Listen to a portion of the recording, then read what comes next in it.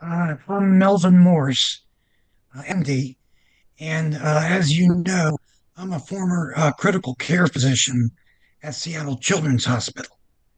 And when I was there, uh, I had the experience of resuscitating a patient who told me that, while we knew she was clinically dead, she said that she was in heaven. And when I expressed disbelief at that, she patted me on the wrist and she said, "You'll see, Dr. Morse, heaven is fun." Well, I trained at Johns Hopkins, and you know, we don't believe in that kind of stuff, coming out of Hopkins. But it did pique my interest. So, over a 15-year period, we interviewed every survivor of cardiac arrest at Seattle Children's Hospital. And we carefully compared them to control patients, had the same lack of oxygen, same medications, etc. And we were astonished to learn that these experiences are quite common in children. In fact, one child, we resuscitated him, and he opened his eyes and he said, "That was weird. You guys just sucked me back into my body." So, that's the kind of thing, if we hadn't been formally studying it, we'll just kind of scratch our heads and, you Mm, know, and talking with other physicians, this kind of stuff is actually well known, but it's just nobody wants to talk about it. mm. It's talk about it like it's a fascinoma, or they'll talk about it, at a party after a few drinks. So I went ahead and I published this in the American Medical Association's pediatric journals. Um, and I became then very interested in the whole range of phenomena that these experiences imply.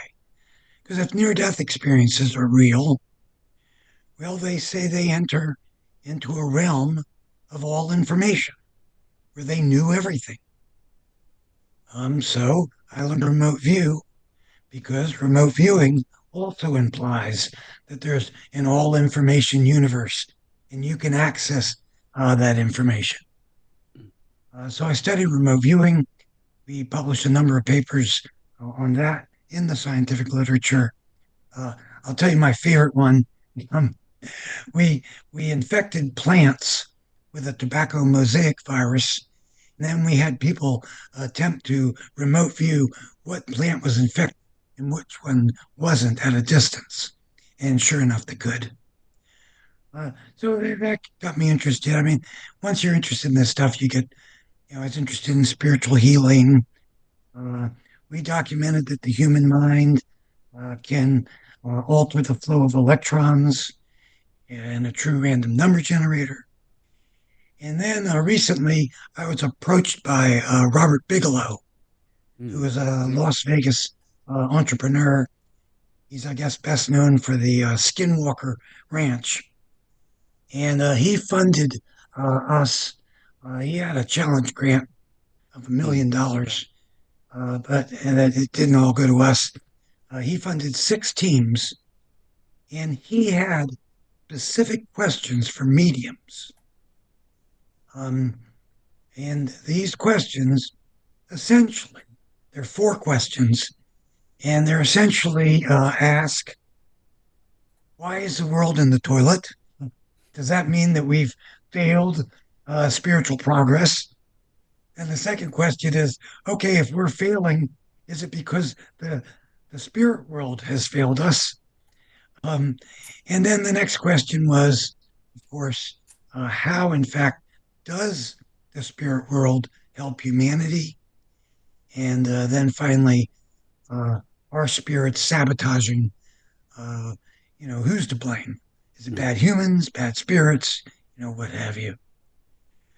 Well, Darren, these 4 questions, let's face it, if I just asked a medium these questions, how could they possibly not be influenced by their own opinions? Mm.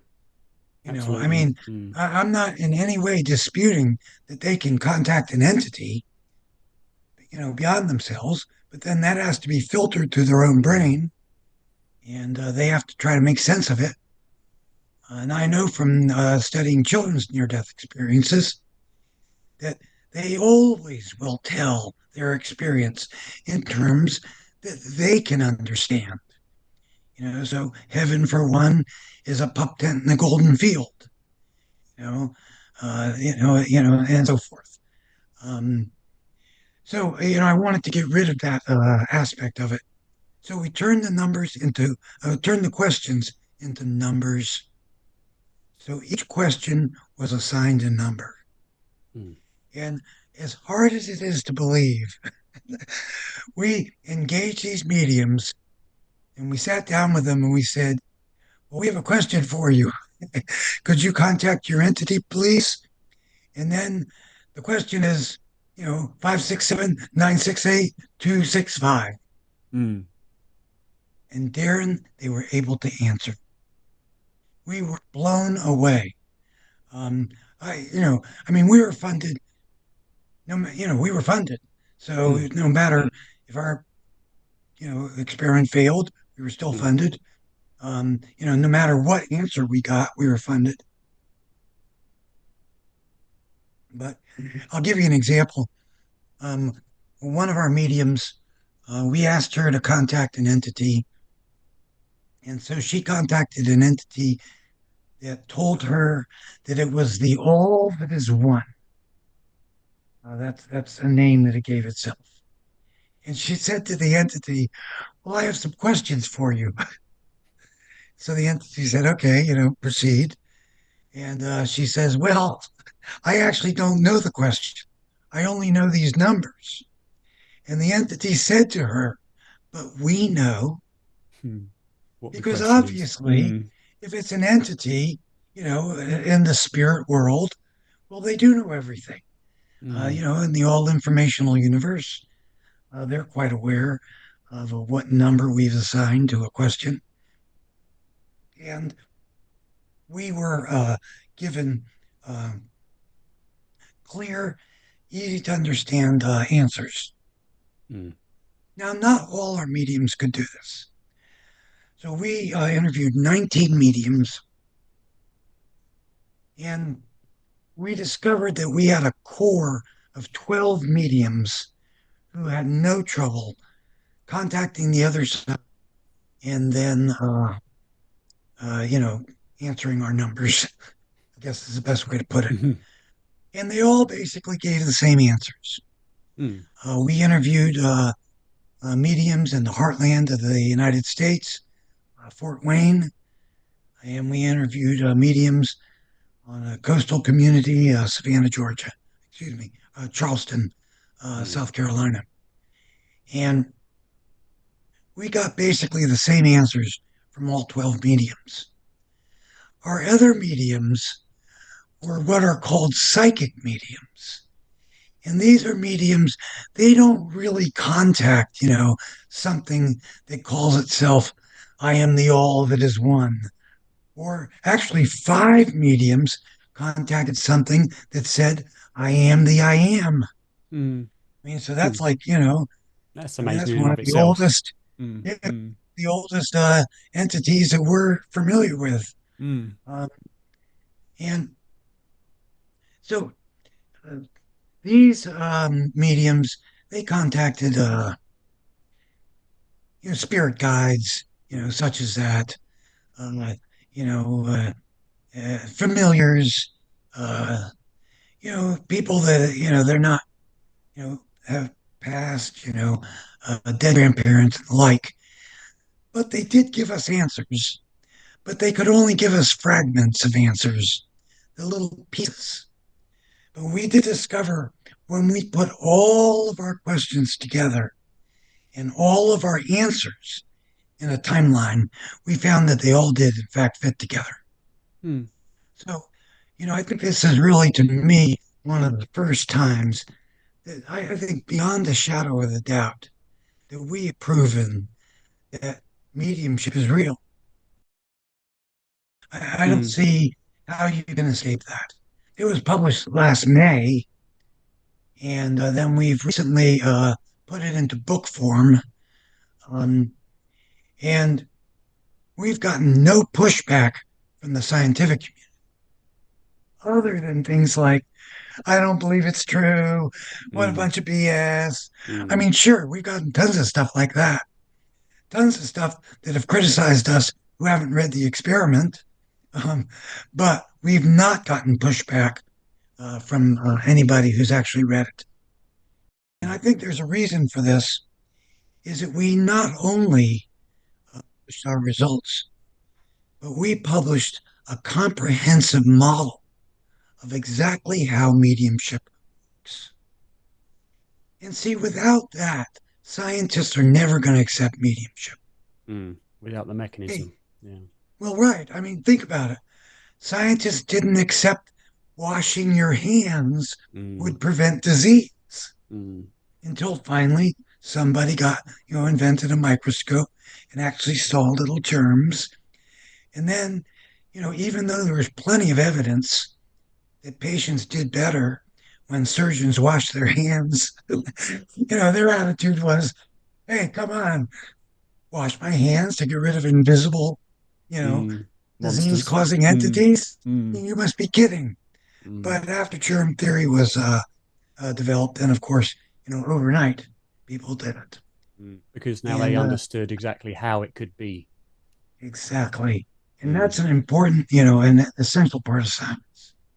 So we not only published our study and our protocols, um, you know, uh, all the things that peer review requires. We also published a well-referenced scientific model of exactly how this works. mm. It sounds certainly like a very, very important study in the subject, and probably the very first, well, definitely the very first of its kind that could be so stringently accepted with the mechanism as well. The only other kind of very high quality mediumship research I'm familiar with is the Wimbridge Institute's research, although I'm not Oh, 100% familiar with that. Do you know much about yes, that? yes. Well, I've spoken with Julie Beschel. I'm not friends with her, but I've spoken to her for years. Compared things like that. Um, and they've done a number of studies. Uh, it depends on who reads the study. Mm, I read it and I found it convincing. Other people read it and they don't find it convincing. And in 2022, a group of scientists who are also mediums, it came out of Brazil, where they have a long tradition of mediumship in scientists. mm, Many health professionals, engineers, all sorts are mediums in Brazil, Portugal, etc. And they reviewed the scientific literature and they asked for a study like ours, a blinded study. Um, so I find Beschel's work very convincing. I think she's doing great. Uh, mm, however, um, other people read it. It's kind of like a Rorschach test, I guess. mm, mm, mm, That's why I really think that the inclusion of a model is so important. mm, Because I think if you don't believe in mediumship, or if you don't have an open mind, you think it's a bunch of BS. Then you read something like Beschel's studies and you start picking it apart. yeah, Well, maybe yeah, maybe they cued him somehow. Maybe this, maybe that. I mean, all these far-fetched, uh, mm, objections, mm, but nevertheless, hard to answer when you're dealing with, actual mediums who are talking with sitters. So that's why this group of scientists said, why not have blinded studies? And that's what we did. We didn't. So, we didn't rely on, having to have sitters and having to coach the sitters, to not reveal anything, any of that kind of stuff. mm. Um, It was all and built into the experimental design. yeah, we just put it as numbers, and um, we didn't permit our mediums to know the questions, and we didn't permit our sitters to know the questions. So that takes one of the objections to Bechel's study. I'm not saying this is my objection. It's not. But one of the objection is maybe the medium is reading the sitter's face. Maybe they're giving away detail. Well, Darren, give it a try for yourself. I've done this with my wife a bunch of times. I said, okay, if that's true, I know a lot of mediums. I know a lot of tricks of the trade. I've actually learned to do, cold readings, which are, when you throw out, questions, that are so vague that somebody will have an answer. At least I couldn't read somebody's face to the type of specificity that Bechel's research, documented. Is it not the case that Julie's Bichel's research was done over on telephone readings rather than face to face? Yeah, some of it is. She's published a number of papers.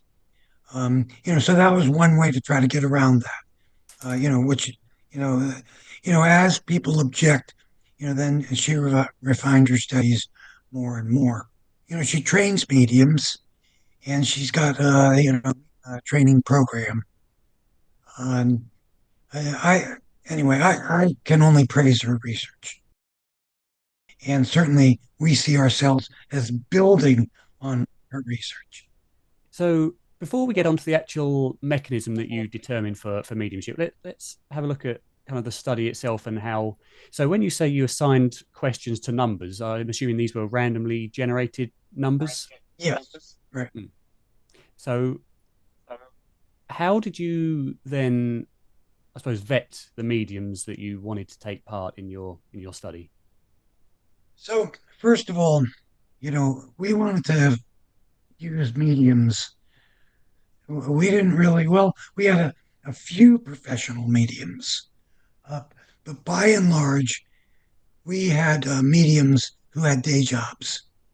For example, one of our mediums is an FBI agent.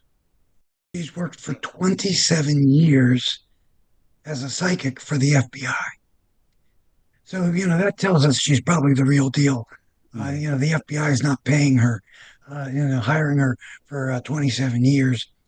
In fact, she went to her bosses to get permission for us to discuss her case, and they said that she could report that she has solved 154 cold cases.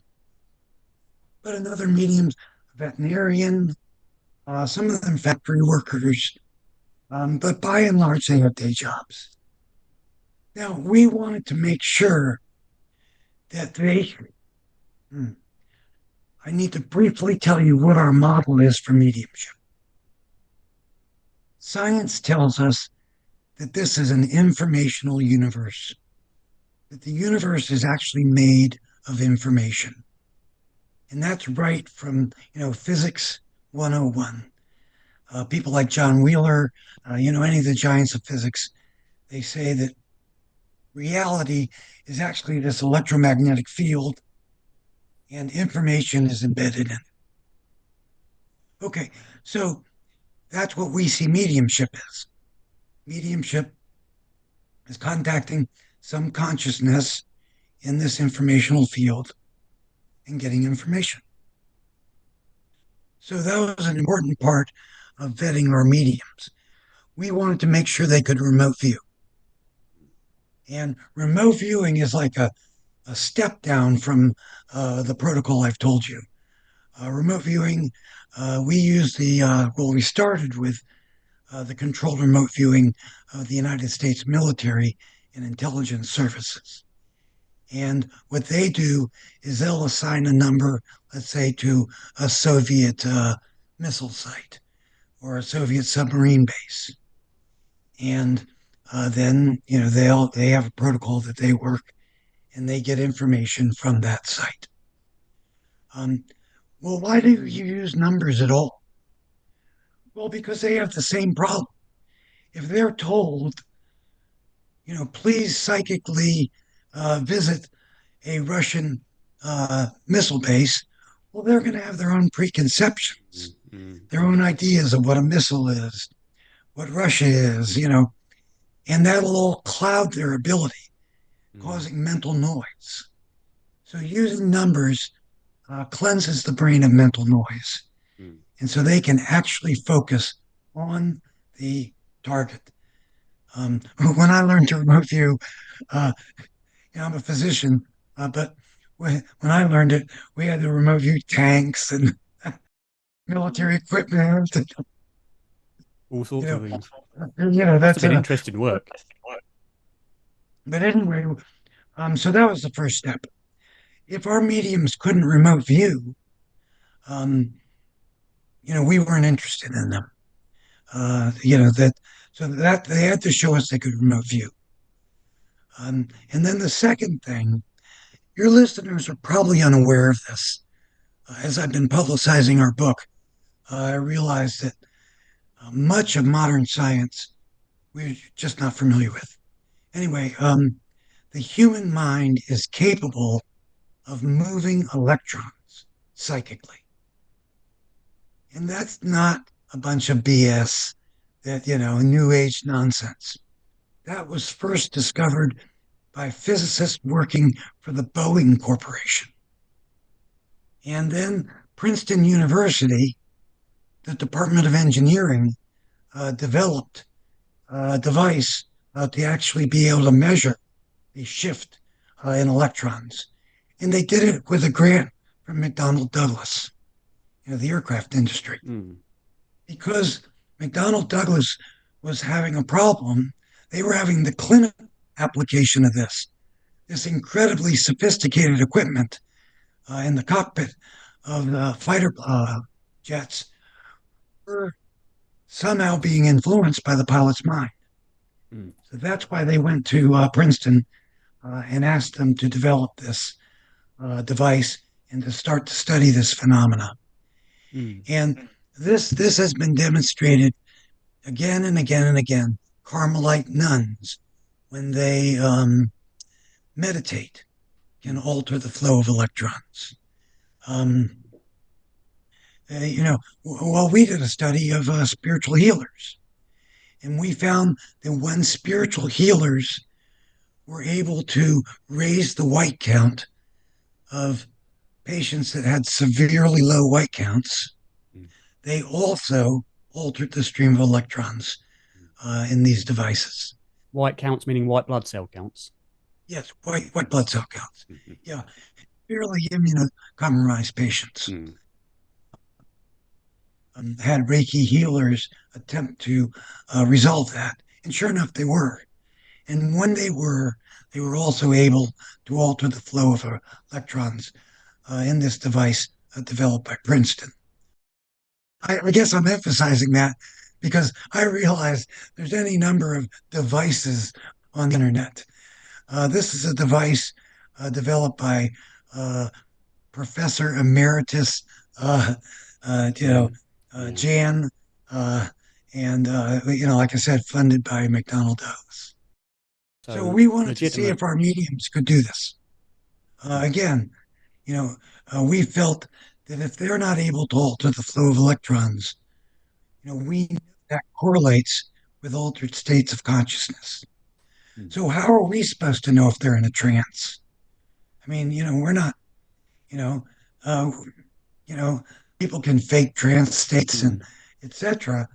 So instead, we just said, all right, if they're in an altered state of consciousness, we should be able to document that. mm, Uh, so those are the three ways we vetted our mediums. We wanted to make sure they, had good character. I mean, a veterinarian, is not, posing as a con artist medium. mm, We wanted to make sure they could remote view, and we wanted to see if they could spontaneously or intentionally alter the flow of electrons mm. in a true random number generator. One thing that I did read, kind of on the side note that I found interesting, was you mentioned in the early stages of your book about a patient who had a very low um, oxygen level in her blood, and a healer was able to bring it up from, was it 86 to 94%? or something like that. Correct. That Yeah. what was that?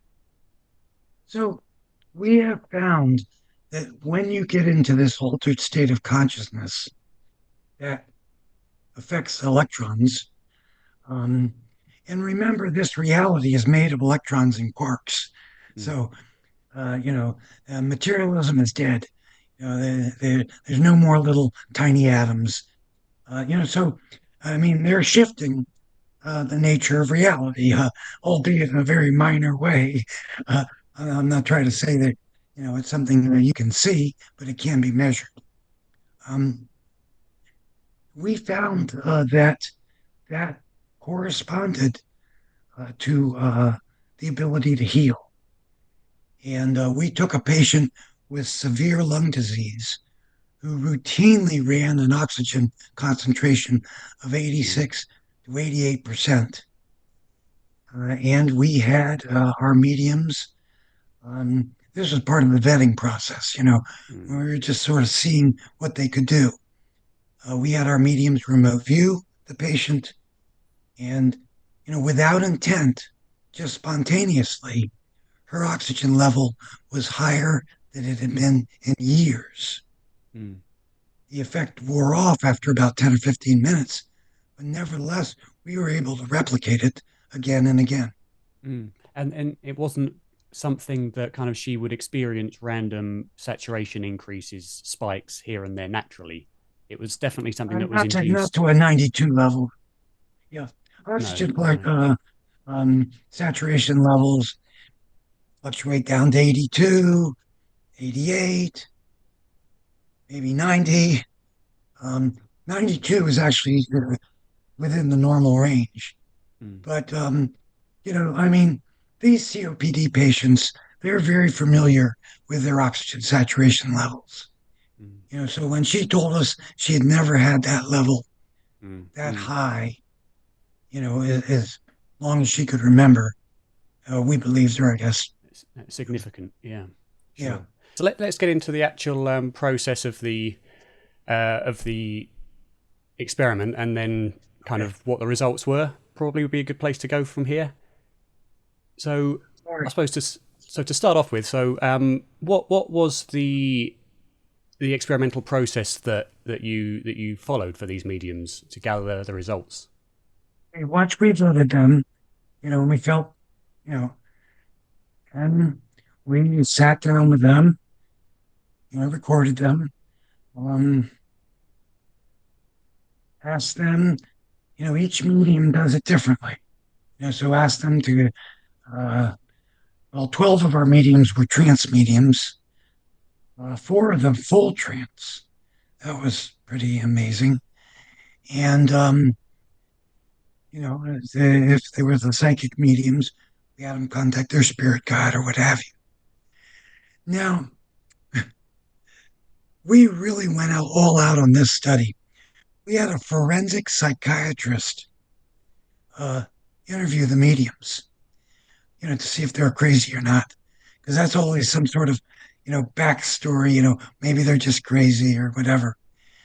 And so, he observed them when they went into trance, etc. And we also had an attorney who witnessed the interviews. And the forensic psychiatrist was to analyze the mediums. The attorney was to analyze us, to make sure that we weren't asking leading questions, or to make sure we weren't, you know, doing that kind of stuff, consciously or unconsciously, because after all, that's what attorneys do. Um, and then we just simply said, uh, well, for example, um, I'll tell you the first question. Um, the first question is, since 1857, and that's the time of Allan Kardec and our funder, Robert Bigelow, and we, our grant was because of what he wanted to do, which is correct, the way it should be. But he's interested in the time period from this famous scientist medium, Allan Kardec. So he wanted to know, has the other side failed or has mankind failed in making good spiritual progress? And if we have failed, does that mean that bad spirits and bad humans are winning? So that's a fair question. Has mankind failed? Because of what's going on in the world today. So we ask this question as a number, and we ask the medium to ask, their entity or their spirit guide the question. And I'm really glad we asked it as a number because here's the kind of answers we got. One medium said to us after we gave her, the string of numbers, she said, she, meaning her entity, is showing me a cliff and two people are in a car. It's like a scene from Thelma and Louise, and they're driving over the cliff. And now the woman is saying to me, this is the price of freedom. Um, and, I understand this because I studied near death experiences in children. For this medium, that was the best way the entity could convey this thought, which was, you know, you're, you guys are going over a cliff. Other types of answers we got were things like uh, progress. Progress needs failure. You can't have progress without failure. Another woman told us that she thought she was like on a balancing beam with piranhas on either side, and she was, very gingerly making her progress. And when we looked at all 19 mediums, even though 13 of them said, yes, mankind has failed, and five or six of them said no, and then a few of them said, the question doesn't make sense, that, mankind is, neither failing nor succeeding. These are all just challenges. But the overwhelming impression is that we're in a dark time now. And even the ones that said that mankind uh, is not failing, they would say things like progress is a roller coaster. Um, we tend to take 1,000-year view of humanity. We don't just look at 150 years. And yet they all said, right now we're upside down on the roller coaster. See, now what is very interesting to me about that is not so much the differing answers, because you say, that different timescales and different perspectives from the spiritual side, but what's interesting is that just from a random number, they all answered the correct question. Right. They all knew the question, and there was no doubt about it.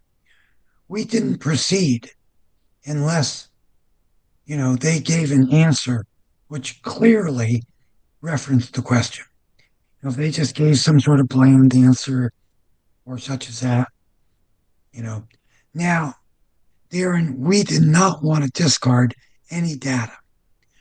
We don't want to be in the position of saying we know what are proper communications and what aren't.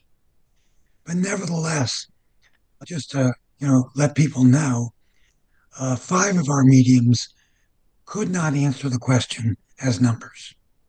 So I don't want to give anybody the idea that everybody did it, but I also want to make sure we were discriminating. I mean, we didn't just accept any answer and then try to shoehorn it into the question. I mean, unless it involved progress, spirituality, failure, or success, we felt that was non responsive. And then we still went ahead, though. We don't want to say we know, uh, you know, I mean, we don't want to discard data. So then we would just go ahead and ask them the question directly as words, to hear their answers. Um, and, as I told you, it was interesting that those answers, by and large, fit into the answers from our core mediums. So we felt they were somehow inspired by the other side, even if they didn't have, I don't know, the level of expertise, a skill level to actually answer the question as a number. Sure. So what do you think could account for the differences in responses, considering that these answers are all allegedly or evidently coming from the other side, which you would expect to have all the same answer coming from the same source of wisdom? So what do you think would account for the differences or the slight variations in the answers from the other side? What I did finally, because I had that exact question, try to like say yes and say no, etc. I put all the interviews together from beginning to end. The first interview all the way to the last interview. And I discovered something astonishing. It was one lengthy conversation. They clearly had a message to tell us. So when I looked at it like that, it immediately made sense. They really see, I mean, these, what we learn from, all of the information, they take the role of parents and a child. So, sure, some parents are always going to be, yeah, yeah, you did great. You did great. You're doing great, no matter what, even if you're failing, you know, whereas other parents are, going to say, well, you need to improve on this. You're not doing that well here, etc. And that's what we really saw as the reason for the variation. They were all basically saying the same thing, but some of them were far more encouraging, wanted to say, you guys can do it. Sure, you're in a bad place now, but you can do it. And the other ones were saying, you're in a bad place now. You better shape up. But, the, but they still see it as humanity is going backwards. So were the other questions answered as accurately when they were given as numbers? And what were some of those other questions? Even more so. It, because, I mean, maybe they could have, I don't know. To me, question one was impressive, but after all, it's a sort of a general question. Yeah, that was my thoughts. Yeah. The second question was, how does the other side foster human development? And if they haven't failed, justify that. And the, the Bigelow Foundation, um, they wanted specific answers that they felt, you could take to a court of law. And the spirit world was up to the task. So remember I told you was an FBI agent. She was the first one that we asked this question. We presented it to her as a number. These entities come through in a form the person understands. She's a devout Catholic, and so this entity came to her as the Trinity. And here's her answer after we gave her the numbers. She said, she's showing me something. I can't tell what it is. Wait a minute. It's made of stone. I'm reaching out. It's curved. And then she actually drew a tablet. And she said, there's numbers on it. There's 10 numbers on it. And there's writing. I can't read the writing. And that fits because we know from our remote viewing studies that writing is very difficult to interpret. Writing is, a human left brain skill. The ability to remote view and contact entities is a right brain skill, nonverbal. So she wasn't able to, tell us what the writing was. But there's no doubt that the other side was giving her the Ten Commandments and also was telling the Bigelow Corporation, what? You're questioning that we've given you spiritual guidance? Hey, ever heard of the Ten Commandments? Which arguably, is one of the oldest pieces of spiritual guidance. And I don't think anybody doubts that that came from God, for those who believe in a God. It's, the cornerstone of religion. And I love this answer too, Darren, because, when you say mediumship, people think, oh, new age. They don't really see entities as religion, that somehow mediumship and religion is different. And this was the other side making a very clear and bold statement saying, you know, yes, religion is part of our communication with you, and we gave you the Ten Commandments. So, obviously, that to me was very specific. Um, there can be no doubt that she truly contacted an entity that was able to answer the question. And it's interesting the other answer she gave us. Um, she said um, to us, uh, I don't understand what she's saying. Um, it has something to do with the circulation of blood. She's telling me um, that that the circulation of blood is something given to that came from the spirit world. Well, I hit the books. I looked up William Harvey, who uh, discovered the circulation of blood, and sure enough, William Harvey stated that he believed that his discovery of the circulation of blood was directly inspired by God. Um, I'll give you another example. This is from another medium, asked the same number, and she drew the benzene ring. This is a medium in Fort Wayne who has a high school education, who had no idea what a benzene ring was, and yet that was her answer to the question. She didn't even have any words. She just drew the benzene ring. I was already familiar with this. Uh, uh, a scientist named Kukulay in the late 1800s states that he was trying to understand the chemistry of the benzene ring and that he fell asleep and received a direct vision of the benzene ring. And it so affected him that towards the end of his life, he gave a famous speech in which he said that if to be successful in science, you must dream, dream, dream, but then take your dreams to the laboratory. And this was a different age where scientists really saw that their job was to find God in nature.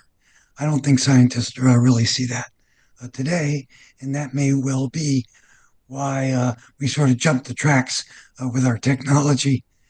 But I became very interested in this issue because the question was, how does the other side inspire us?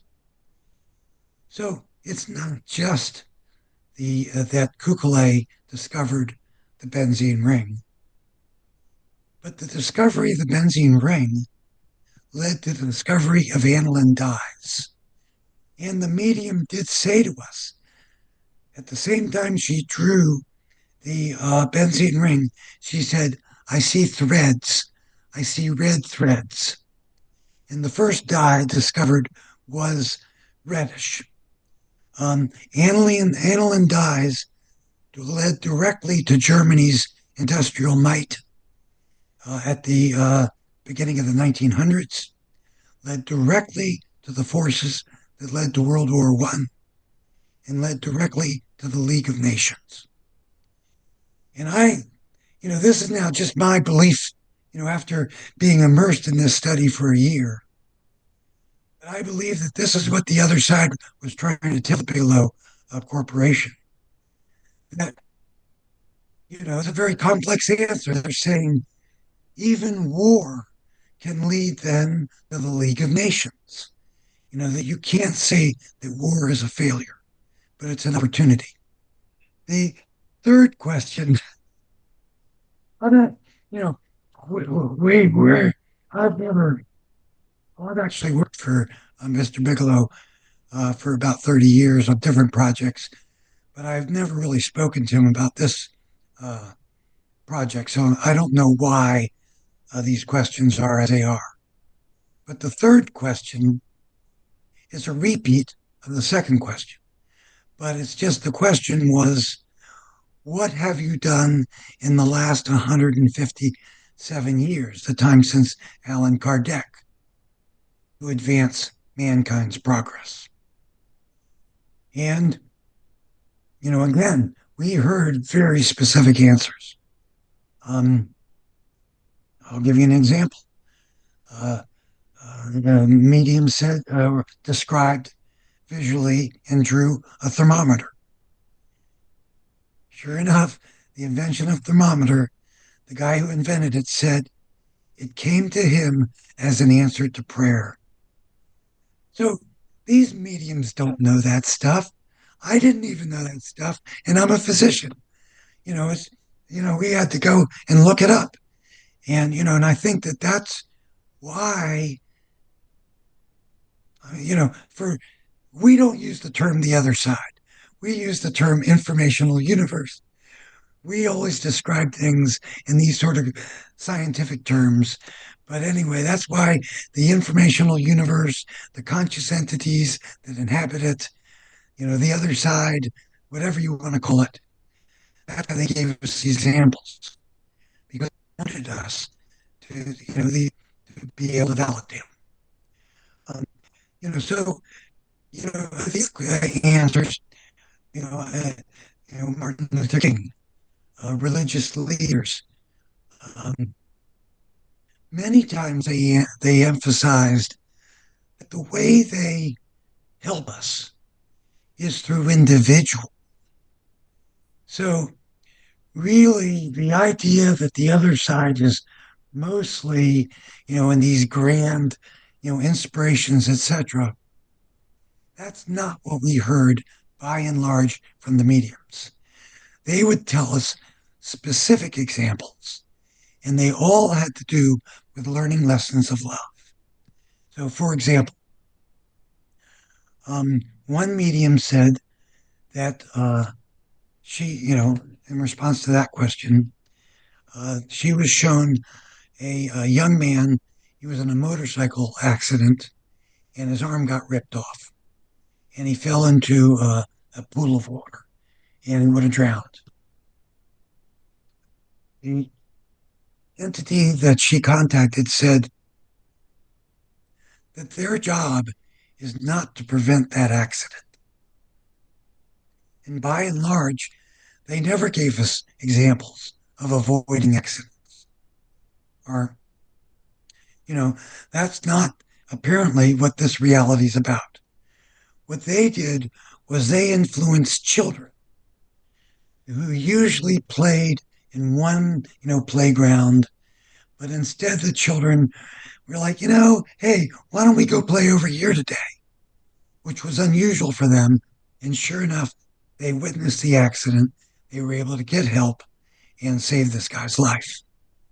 And now he has to deal with what he's going to learn from losing an arm. So this reality is about learning lessons of love, and they're not easy lessons. So when people, I'll just, jump, so I guess, to our conclusions, but it seems like it fits now. When people say, why do bad things happen to good people? And I've done everything I should do, and yet still crap happened to me. That's the spirit world. They did that.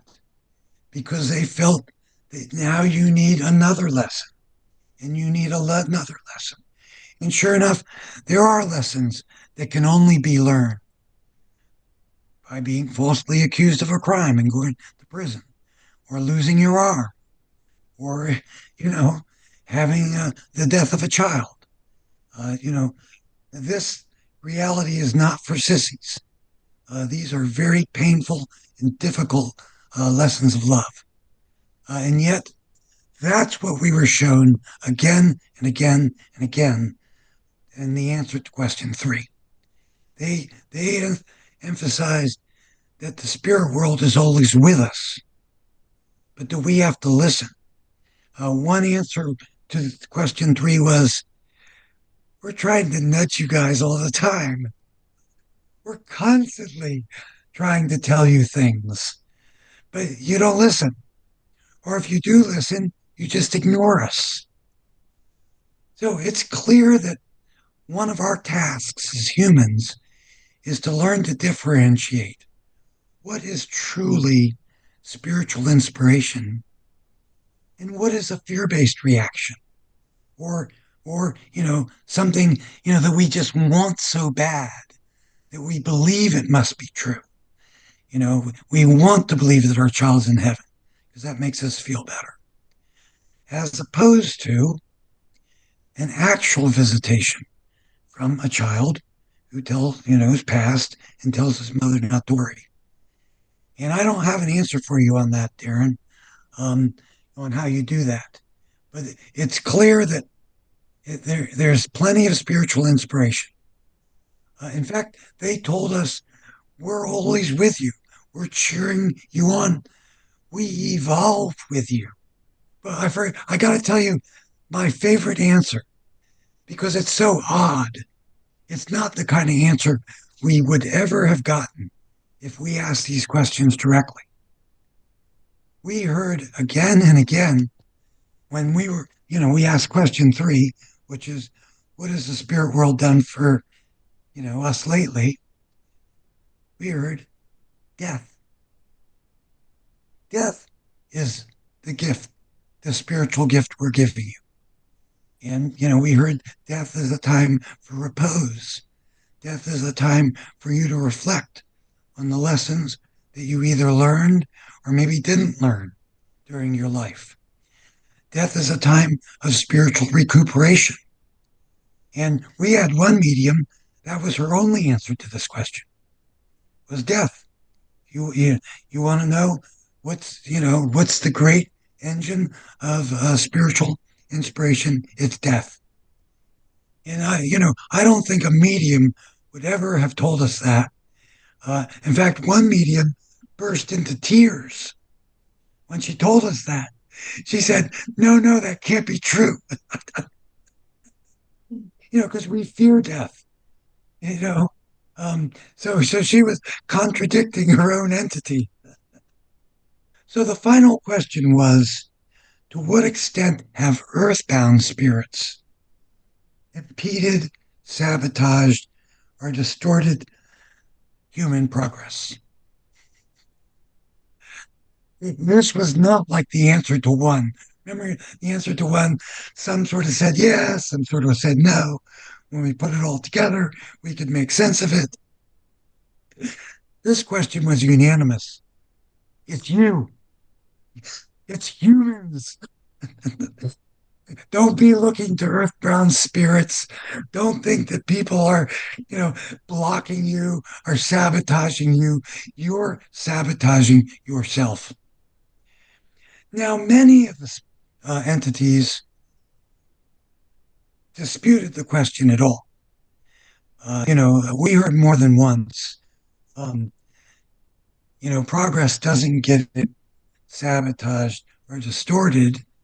That's the very nature of that. Spiritual evolution is not some sort of, you're constantly getting more and more enlightened until you become a radiant being, but rather it involves learning these complex lessons of love.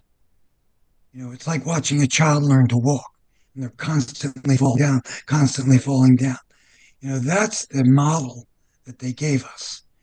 is, so each time a child falls, you can't say, well, who tripped him? Well, maybe someone did trip him, but but that's not, the point. Um, the point is, they, It's part of the process. yeah, the progress depends on distortions and impediments, because as you look at those, that's how you learn. You go, oh, I get it. I shouldn't have been so mean to that person, because then later on they came back and did something mean to me. And, you know, and now I realize, wait a minute, being kind to people, pays benefits in ways that you can't always understand. And that's something often learned in the life reviews of near-death experiences as well. Absolutely. Again, what we learned is very similar to what I heard from near death experiences. Like you say, the life review, uh, you know, and a lot of times people don't understand their lessons of love until they die. So, Mr. Bigelow's questions were spot on. I remember as an adult who was telling me of her near death experience. She was a pharmaceutical rep. So when she died, she had a life review. She thought that her life was about all her accomplishments and bringing drugs to market, etc.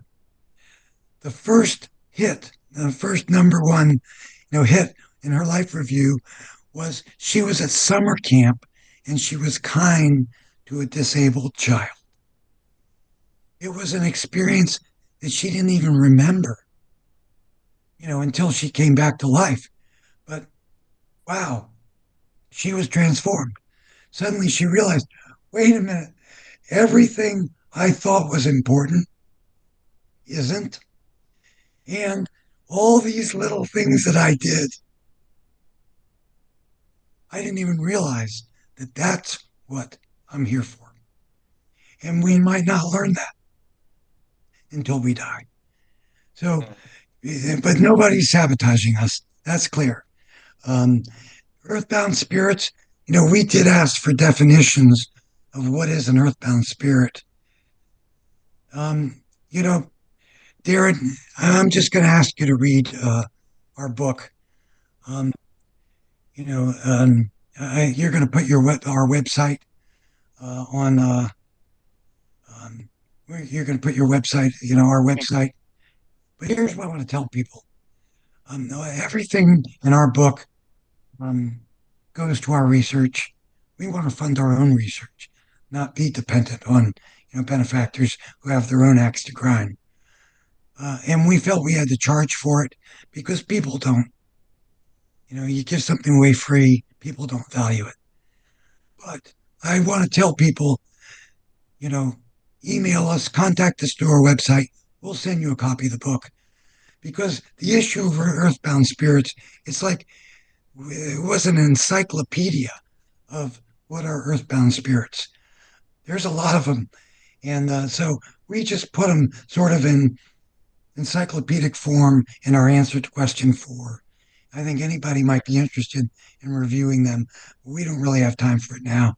But there's a lot of earthbound spirits, some of them interdimensional beings, apparently. And remember, these are responses to a number. We didn't say to the mediums, what's an earthbound spirit? We simply gave them a number and they started talking about earthbound spirits. So, that it's very interesting, but they're here, they're around us. Some of them are helping us. Some of them need to move on. Some of them haven't learned their lessons. They're trapped, but they're not impeding our progress.